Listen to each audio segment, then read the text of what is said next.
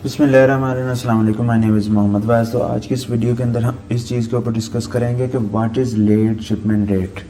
Late shipment date क्या है, जिसको हम LSR भी कहते हैं। इसमें ये होता है कि अमेज़ॉन आपको एक टाइम विंडो देता है जो कि 10 दिन की भी होती है और 30 दिन की भी होती है। उसके अंदर आपका जो जितना भी आपने अपना डिलीवरी टाइम लिखा होता है उसके अंदर ही आपने अपने जो शिपमेंट है ना उसको आपने जितना भी ऑर्डर्स वगैरह आते हैं उसको शिप करना होता है उस टाइम पीरियड के हिसाब से। और अमेज़ॉन आपको ये 4% इसका जो रेट है ना शिपमेंट लेट शिपमेंट रेट वो 4% देता है, जो कि आपको 10 दिन या 30 दिन के टाइम विंडो के अंदर आपको कवर अप करना होगा। अगर आप अपने उस expected ship date time period के अंदर आप अगर अपने प्रोडक्ट को शिप नहीं करते, उससे लेट हो जाते हैं। फॉर एग्जांपल, अगर आप प्रोडक्ट डिटेल पेज के ऊपर आपने लिखा है कि मैं 2 दिन के अंदर अपने प्रोडक्ट को शिप कर दूंगा, तो आप उस 2 दिन के अंदर आप अपने प्रोडक्ट को शिप नहीं करते, आप उससे लेट हो जाते हैं, आप 3 दिन हो जाते हैं, तो फिर वहाँ पर आपका जो प्रोडक्ट है ना वो बायर को लेट मिलता है। मिलता ज़रूर है मगर वो लेट मिलता है, और वो ही जो उसके रिज़ल्ट की परसेंटेज है ना वो लेट शिपमेंट रेट होती है, यानी कि आपका प्रोडक्ट्स वहाँ पर बायर को लेट पहुँचा है। तो ये जितने भी ऑर्डर्स वगैरह आए होते हैं आपको एक टाइम विंडो के हिसाब से, जो कि 10 दिन और 30 दिन का एक टाइम विंडो होता है, उसमें अगर आपको जितने भी टोटल ऑर्डर्स आते हैं उन टोटल ऑर्डर में से कौन से ऐसे ऑर्डर्स हैं जो कि आपने अपने डिलीवरी टाइम के पीरियड से लेट वहाँ पर शिप किए, उसकी परसेंटेज को अमेज़ॉन लेट शिपमेंट रेट कहता है। और वो अमेज़ॉन ने क्या क्राइटेरिया दिया है उसका, वो होना चाहिए अंडर 4%। 4% के अंडर होना चाहिए, इससे अबव नहीं होना चाहिए। अगर आपका लेट शिपमेंट रेट 4% से अबव होता है तो फिर अमेज़ॉन उस रिज़ल्ट की बेस पर आपका अकाउंट डीएक्टिवेट कर देता है, आपका अकाउंट डीएक्टिवेशन की तरफ मूव करता है। तो इसलिए आपने अपना जितना भी डिलीवरी टाइम लिखा है कि मैं इस टाइम पीरियड के अंदर मैं प्रोडक्ट को शिप कर दूंगा, आप उसी टाइम पीरियड के अंदर अपने प्रोडक्ट को शिप करें। जो सा मर्जी आप शिपिंग कैरियर यूज़ करें जो कि अमेज़ॉन के साथ रियल टाइम उसको अपडेट भी करें और उसके साथ साथ वो उसी टाइम पीरियड के अंदर अंदर उसको डिलीवर भी कर रहे। तो आप इस तरह के शिपिंग कैरियर्स की सर्विसेज वगैरह को आप यूज़ करें। किसी और थर्ड पार्टी या जो लो लेवल की शिपिंग परफॉर्मेंस है वो सर्विसेज वगैरह आप ना यूज़ करें। यहाँ पर मैं लिख भी देता हूँ। यहाँ पर जो परसेंटेज है ना लेट शिपमेंट डेट की वो अंडर 4% होना चाहिए, और टाइम विंडो 10 दिन की भी होती है और टाइम विंडो 30 दिन की होती है। 30 दिन के अंदर भी वो आपके इस टाइम विंडो को अपडेट करता है और 10 दिन के अंदर भी आपके इस लेट शिपमेंट डेट को अपडेट करता है, और वो आपको अमेज़ॉन की जो भी ये पॉलिसी है उसको वो चेक करते हैं रहते हैं। यहाँ पर फिर हम बात कर लेते हैं कि how to reduce late shipment date. अगर आपका लेट शिपमेंट डेट बढ़ गया तो आप किस तरह उसको कम कर सकते हैं। कुछ यहाँ पर हम पॉइंट डिस्कस कर लेते हैं। जैसे कि अगर फर्स्ट पॉइंट की बात करूँ तो वहाँ पर ट्रैकिंग आईडी के ज़रिए आप लेट शिपमेंट डेट का परफॉर्मेंस को वहाँ पर मेंटेन कर सकते हैं। फॉर एग्जांपल, अगर आपने कोई भी आपने शिपिंग कैरियर यूज़ करना है, वो आप अमेज़ॉन के साथ जितने भी इंटीग्रेट होंगे वो ही आप शिपिंग कैरियर यूज़ करें और उनकी ही आप ट्रैकिंग आईडी को यूज़ करें। वो ट्रैकिंग आईडी आप पैकेजेस वगैरह के डिलीवर होने से पहले आप उसको अपडेट करेंगे, और सेम टू सेम सारी इन्फॉर्मेशन होनी चाहिए। उसका नेम इन्फॉर्मेशन सारी आपकी सेम टू सेम होनी चाहिए।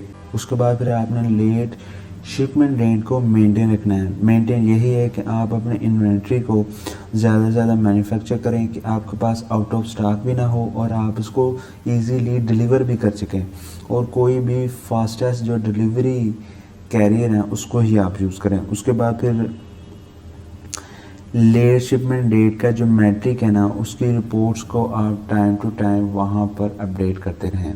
जितनी भी इंफॉर्मेशन वगैरह होती है उसको आप अपडेट करते रहें। और अगर आप किसी रीज़न की वजह से अगर आपका प्रोडक्ट लेट होता भी है तो वो बायर अगर अमेज़ॉन को कंप्लेन करता है तो उससे पहले आप उस बायर को मुतमिन करें, उसके साथ आप कांटेक्ट करके आप सारी सिचुएशन उनको बता सकते हैं कि इस रीज़न की वजह से हमारा प्रोडक्ट थोड़ा सा लेट है, तो काइंडली आप कोई भी कंप्लेंट्स वगैरह वहाँ पर ना करें। इस पॉइंट के ज़रिए भी आप कर सकते हैं। उसके बाद अगर आपने वहाँ पर जितनी भी इंफॉर्मेशन, ट्रैकिंग इंफॉर्मेशन देनी है वो सेम टू सेम होनी चाहिए। आपका नेम, कैरियर नेम, डेट्स वगैरह, ट्रैकिंग आईडी, वो सारी आपकी सेम टू सेम होनी चाहिए और वो सारी चीज़ें आपका प्रोडक्ट डिलीवर होने से पहले वहाँ पर अपडेट हो जाए, तो जिसके ज़रिए फिर वहाँ पर जो बायर है ना उस प्रोडक्ट को इजीली ट्रैक कर सके, जो कि अमेज़ॉन के ऊपर रियल टाइम स्टेटस भी उसका शो होता है। तो इन सारी पॉइंट्स के ज़रिए आप अपने लेट शिपमेंट डेट को आप मेंटेन कर सकते हैं, उसके ज़रिए आप उसको रिड्यूस कर सकते हैं। इसके साथ साथ आप कुछ अगर आप नहीं मेंटेन कर सकें तो आप कुछ ऐसा पर्सन हायर कर ले जो कि आपके इस ऑप्शन को इजीली वो ऑपरेट कर सके या उसको वो मॉनिटर कर सके। यहाँ पर बात कर लेते हैं कि अगर लेट शिपमेंट डेट की वजह से आपका अकाउंट सस्पेंड वगैरह हो गया या कोई नोटिस वगैरह आ गया तो उसके लिए कौन सा प्लान ऑफ एक्शन होना चाहिए। यहाँ पर हम प्लान ऑफ एक्शन को डिस्कस कर लेते हैं। प्लान ऑफ एक्शन को जब भी आप वहाँ पर लिखेंगे, सबसे पहले जब भी आपने अपील सबमिट करनी होती है, किसी भी रीज़न की वजह से अगर आपने अपील सबमिट करनी है, कोई भी रीज़न की वजह से अगर आपका अकाउंट सस्पेंड होता है, डीएक्टिवेट होता है, उसकी आपने अपील सबमिट करनी है, उसका जो फॉर्मेट होना चाहिए उस वीडियो के अंदर मैंने पूरा फॉर्मेट बताया है वीटीआर के अंदर। वो वीडियो का लिंक मैं इस वीडियो के डिस्क्रिप्शन में दे दूंगा। आप वहां से उसका टेम्पलेट, उसका फॉर्मेट आप इजीली पहले देख लें, फिर उसके मुताबिक ही आप अपनी पॉलिसीज़ की वायलेशन की जो भी आपने अपील सबमिट करनी है फिर आप उसके अकॉर्डिंग उसको आप सबमिट कर दें, जो कि आपके लिए फिर इजीली वहाँ पर उसको क्रिएट करना आसान हो जाएगा। यहाँ पर मैं आपको कुछ पॉइंट्स भी बता देता हूँ। आपने एक अपील सबमिट करनी है जो कि आपके प्लान ऑफ एक्शन होना चाहिए। उसके अंदर आप लिखेंगे कोई भी आप जो भी आपकी रीज़न वगैरह होती है आप ऊपर लिखेंगे कि डियर सेलर परफॉर्मेंस टीम, नीचे आप लिखेंगे कि I am the principle of this business, आप अपने स्टोर नेम का वहाँ पर नेम लिख सकते हैं। उसके बाद फिर आप लिखेंगे कि मैं यहाँ पर ये अपील लिख रहा हूँ, किस रीज़न की वजह से लिख रहा हूँ, क्योंकि मेरा अकाउंट जो मेरा सेलर फुलफिलमेंट वाला ऑप्शन है ना वो वहाँ पर डीएक्टिवेट हो चुका है। उसको एक्टिव करने के लिए यहाँ पर मैं अपील लिख रहा हूँ और मैं वो अपील आपके साथ शेयर कर रहा हूँ।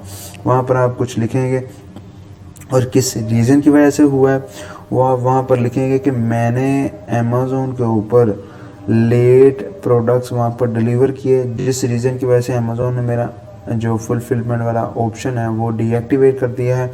और यहाँ पर मैं अपनी रिस्पॉन्सिबिलिटी समझता हूँ कि ये जो सर्विसेज वगैरह होती हैं, ये जो बेस्ट टाइम डिलीवर करना होता है, ये सारी मेरी रिस्पॉन्सिबिलिटी थी, जो कि अमेज़ॉन ने अपनी पॉलिसीज़ के बारे में मुझे टर्म्स एंड कंडीशन का जो एग्रीमेंट है वो मुझे कंफर्म भी करवाया था, मगर वो मेरी रिस्पॉन्सिबिलिटी और उस रीज़न की वजह से मैं ये चीज़ वहाँ पर प्रोवाइड नहीं कर सका और इस रीज़न की वजह से अमेज़ॉन ने मेरा अकाउंट सस्पेंड कर दिया है। कौन सी रीज़न है आप वहाँ पर एक पॉइंट बनाकर लिख भी सकते हैं कि स्टाफ की शॉर्टेज की वजह से या इन्वेंट्री की शॉर्टेज की वजह से या जो हम शिपिंग कैरियर वगैरह वहाँ पर यूज़ करते हैं उन्होंने उसको डिले कर दिया। तो इस रीज़न की वजह से जो मेरे एंड से या मुझे जो समझ लगी है कि वो इस रीज़न की वजह से यहाँ पर लेट शिपमेंट डेट हुआ है, जो कि अमेज़ॉन ने मेरा FBM वाला फुलफिलमेंट वाला ऑफर्स जो है ना सेलर फुलफिलमेंट उसको वो डीएक्टिवेट कर दिया और उसको एक्टिव करने के लिए मैं यहाँ पर ये अपील सबमिट कर रहा हूँ। आप काइंडली इसको रीड कर लें और उसके बाद मेरा अकाउंट एक्टिव कर दें। यहाँ लिखने के बाद आप उसके बाद आप रूट कोज लिखेंगे। रूट कोज के अंदर जितनी भी रीज़न है, जिस रीज़न की वजह से आपका अकाउंट सस्पेंड हुआ, आपका अकाउंट डीएक्टिवेट हुआ है, आपका कोई भी ऑप्शन डीएक्टिवेट हुआ है, FBM वाला ऑप्शन डीएक्टिवेट हुआ है, वो सारी रीज़न आप अपने सेलर परफॉर्मेंस से, अकाउंट हेल्थ से, हर एक जगह से या जो नोटिस वगैरह उन्होंने भेजा उस हर एक जगह से आप वहाँ पर उसको कलेक्ट करेंगे। कलेक्ट करने के बाद आप सारी रीज़न रूट कोज के अंदर लिखेंगे कि कौन कौन सी रीज़न की वजह से हमारा अकाउंट डीएक्टिवेट हुआ है, हमारा अकाउंट सस्पेंड हुआ है या हमारा FBM वाला ऑप्शन सस्पेंड हुआ है। वो आप सारे ऑप्शन लिखेंगे। आप पॉइंट बाय पॉइंट भी आप लिख सकते हैं। जो कि आपके लिए ज़्यादा इफ़ेक्टिव वे रहेगा। पहले पॉइंट में आप वहाँ पर डिस्क्राइब कर सकते हैं कि जितने भी बायर वगैरह हैं ना, जितने भी बायर वगैरह ने ऑर्डर किए, वो वहाँ पर डिलीवरी टाइम के अंदर उन्होंने प्रोडक्ट्स रिसीव नहीं किए। क्यों? क्योंकि हमारे पास इन्वेंट्री की शॉर्टेज थी, इसलिए हमने इन्वेंट्री पहले मैन्युफैक्चर करवाई और फिर हमने बायर को वो डिलीवर किया, जिस रीज़न की वजह से हमारा जो प्रोडक्ट है ना वो बायर को लेट रिसीव हुआ। तो इस रीज़न की वजह से वहाँ पर हमारा जो लेट शिपमेंट रेट है ना वो वहाँ पर अबव हो गया 4% से। उसके बाद दूसरे पॉइंट में आप कह सकते हैं कि जितने भी हमने शिपिंग कैरियर यूज़ किए वो वहाँ पर कुछ रीज़न की वजह से उन्होंने डिले कर दिए। उस रीज़न की वजह से, उन शिपिंग कैरियर के डिले होने की वजह से अमेज़ोन के जितने भी बायर्स वगैरह थे उनको हमारा प्रोडक्ट्स लेट पहुंचा। तो उस रीज़न की वजह से भी हमारा जो लेट शिपमेंट रेट है वो भी 4% से अबव हो गया। उसके बाद तीसरे पॉइंट में आप कह सकते हैं कि ये जो इन्वेंट्री डिले हुई थी ये हमारे जो स्टाफ है ना उसके कम होने की वजह से हुई, क्योंकि हमने जो भी स्टाफ या टीम मेंबर हायर किए थे वो बहुत कम थे। उन्होंने इन्वेंट्री के मेंटेनेंस को, कि इन्वेंट्री कितनी बड़ी है, कितनी ख़त्म होगी, उन्होंने उनको मेंटेन नहीं किया। और उसके साथ साथ जितने भी बायर की तरफ से मैसेजेस वगैरह रिसीव हुए थे उनको भी हम टाइम टू टाइम रिस्पॉन्स नहीं कर सके, ना उनको बता सके कि हमारे एंड से प्रोडक्ट थोड़ा सा लेट है, मिल जाएगा आपको मगर थोड़ा सा लेट मिलेगा। और ये सारी चीज़ें हमारे शॉर्टेज ऑफ स्टाफ या टीम मेंबर के शॉर्टेज की वजह से ये लेट शिपमेंट रेट आया। तो इस रीज़न की वजह से भी हमारा ये जो लेट शिपमेंट रेट है ना ये वहाँ पर बढ़ गया है। उसके बाद फिर आप पॉइंट नंबर 4 में आप कह सकते हैं कि हमने जितने भी अमेज़ोन के ऊपर जो हमने ट्रैकिंग आईडी को अपडेट किया था वो हमने अमेज़ोन के ऊपर वो जो प्रोडक्ट है वो शिफ्ट होने के बाद हमने अपनी ट्रैकिंग आईडी को अपडेट किया, जो कि बायर को ऑलरेडी एक तो वो प्रोडक्ट लेट मिला, ठीक है, प्रोडक्ट लेट मिलने के साथ साथ जो हमने ट्रैकिंग आईडी दी थी वो डिलीवर हो चुका था। उसके बाद हमने इसको अपडेट किया, जो कि वहाँ पर जो बायर है ना वो इस काबिल नहीं था कि वो उसको ट्रैक कर सके, क्योंकि हम लेट हो चुके थे अपने ट्रैकिंग आईडी को अपडेट करने। तो इस रीज़न की वजह से भी जो हमारा लेट शिपमेंट डेट है ना वो वहाँ पर बढ़ गया था।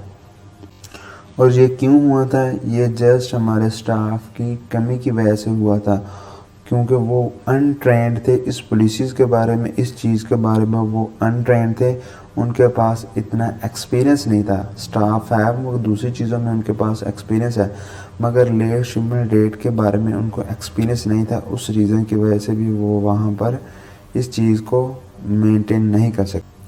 उसके बाद फिर अगले पॉइंट में आप कह सकते हैं कि मैं एक्नॉलेज करता हूँ जितने भी ये मिस्टेक्स वगैरह हुई है ये हमारे एंड से हुई है, क्योंकि हम अपने टीम मेंबर को एजुकेट नहीं कर सके अमेज़ॉन की पॉलिसीज़ के बारे में, और ख़ास तौर पर लेट शिपमेंट डेट की पॉलिसी के बारे में हम वहाँ पर उनको गाइड नहीं कर सके, उनको हम एजुकेट नहीं कर सके। ये हमारे एंड से ये मिस्टेक हुई है और हम इसको ज़रूर दुरुस्त करेंगे। रूट कॉज के अंदर आप सारे रीज़न वहाँ पर प्रोवाइड करेंगे, जिस रीज़न की वजह से आपका वहाँ पर अकाउंट सस्पेंड हुआ है या डीएक्टिवेट हुआ है। उसके बाद फिर आप लिखेंगे करेक्टिव एक्शन, कि करेक्टिव एक्शन के अंदर अब हमारे कौन से ऐसे एक्शन होंगे जो कि हम अपने लेट शिपमेंट रेट को मेंटेन रखेंगे। अब हमारे क्या एक्शन होंगे कि ताकि हम इन फ्यूचर इन पॉलिसी की हम वायलेशन ना करें, इसको हम मेंटेन रखें। वहाँ पर आप कुछ पॉइंट्स बनाकर उनको आप डिस्क्राइब कर सकते हैं एक स्ट्रॉन्ग अपील बनाने के लिए। जैसे कि आप पॉइंट नंबर 1 में आप कह सकते हैं कि हमने अपनी इन्वेंट्री को 50% ज़्यादा अब हमने एडवांस में मैन्युफैक्चर करवा लिया है। फॉर एग्ज़ाम्पल अगर हम एक मंथ में 1000 यूनिट मैन्युफैक्चर करवाते थे, अब हमने 1500 यूनिट मैन्युफैक्चर करवा लिए हैं ताकि हम आउट ऑफ स्टॉक ना हो। उसके अलावा पॉइंट नंबर 2 में आप ये कह सकते हैं कि मैंने team member, extra team member हमने हायर कर दिए थे ताकि जितनी भी शॉर्टेज थी हमारे स्टाफ की वो दूर हो जाए और इजीली हम अमेज़ॉन की जितनी भी पॉलिसी है ख़ास तौर पर लेट शिपमेंट रेट वाली पॉलिसी को हम मेंटेन कर सकें, हमने अपने स्टाफ मेंबर के अंदर और बंदे हायर कर लिए हैं। उसके बाद फिर अगले पॉइंट में आप कह सकते हैं कि हमने अपने टीम मेंबर को एजुकेट करना शुरू कर दिया है। अमेज़ॉन की जितनी भी पॉलिसीज़ हैं ना, उसके बारे में हमने एजुकेट करना शुरू कर दिया है, ताकि वो अमेज़ॉन की जितनी भी पॉलिसीज़ हैं उन सारे के बारे में इंफॉर्मेशन उनको हो, और मोस्टली जो लेट शिपमेंट डेट है ना, इसके बारे में भी उनको इंफॉर्मेशन हो। हमने उनको एजुकेट करना शुरू कर दिया है। हमने एक वीक के अंदर 2 क्लासेस रखी हैं अमेज़ॉन की पॉलिसीज़ को डिस्कस करने के लिए। उसके बाद आप पॉइंट नंबर 4 में ये कह सकते हैं कि हमने ये डिसाइड कर लिया है कि हम जितने भी शिपिंग पार्टनर यूज़ करेंगे वो हम DHL, USPS या USPO, इन सारी हम सर्विसेज जो पार्टनर हैं इनकी ही हम सर्विसेज वगैरह लेंगे, क्योंकि ये हमें गारंटी देते हैं कि हम आपको जो भी आपका टाइम पीरियड होगा उस टाइम पीरियड के अंदर ही हम आपका जो प्रोडक्ट है ना वो डिलीवर करेंगे। तो हम इन सर्विसेज वगैरह को यूज़ करेंगे शिपमेंट के लिए। उसके बाद आप पॉइंट नंबर 5 में कह सकते हैं कि अगर हमारा पहले टाइम पीरियड 2 से 3 दिन का था ना, हमने ऊपर प्रोडक्ट डिटेल पेज के ऊपर लिखा गया कि 2 से 3 दिन के अंदर हम अपने प्रोडक्ट को डिलीवर कर देंगे। हमने अब वो टाइम पीरियड बढ़ा के 4 से 5 दिन कर दिया है, ताकि हमारा प्रोडक्ट्स और टाइम पीरियड के अंदर अगर लेट होता भी है ना, तो फिर वो 4 से 5 दिन के अंदर अंदर वो डिलीवर हो जाए, जो कि हम अपने प्रोडक्ट्स डिटेल पेज के ऊपर उसको अपडेट भी कर लेंगे।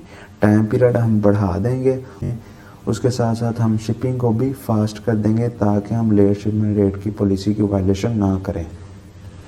उसके बाद पॉइंट नंबर 7 में आप कह सकते हैं कि हम जितने भी शिपिंग कैरियर्स वगैरह यूज़ करेंगे वो अमेज़ॉन के थ्रू ही, जो अमेज़ॉन के साथ इंटीग्रेट है उनको ही यूज़ करेंगे, जो कि अमेज़ॉन के ऊपर रियल टाइम स्टेटस वहाँ पर शो करते हैं, उनकी हम सर्विसेज वगैरह लेंगे।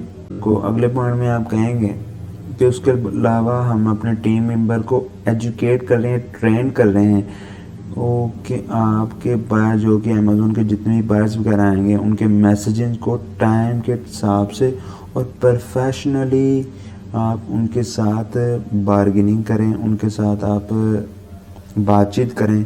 अगर किसी भी वजह से कोई मिस्टेक वगैरह होती है तो उनके मैसेजिंग का हम टाइम के अंदर उसको रिस्पॉन्स करें, उनको हम कन्विंस कर सकें, और अपोलोजाइज़ भी हम करेंगे अगर हमारे एंड से अगर कोई भी मिस्टेक वगैरह होती है। उसके बाद फिर अगले पॉइंट में आप कहेंगे कि ये हमारी फर्स्ट रिस्पॉन्सिबिलिटी होगी कि हम वहाँ पर बेस्ट क्वालिटी प्रोवाइड करें, और उसके साथ साथ बेस्ट शिपिंग सर्विसेज जो है ना वो हम प्रोवाइड करें, जो कि एक वैल्यूएबल कस्टमर के लिए होनी चाहिए। तो हम अपनी क्वालिटी को भी इम्प्रूव कर रहे हैं, हम अपने शिपिंग सर्विसेज को भी इम्प्रूव कर रहे हैं, क्योंकि ये हमारी फर्स्ट प्रायोरिटी है अब इन फ्यूचर्स।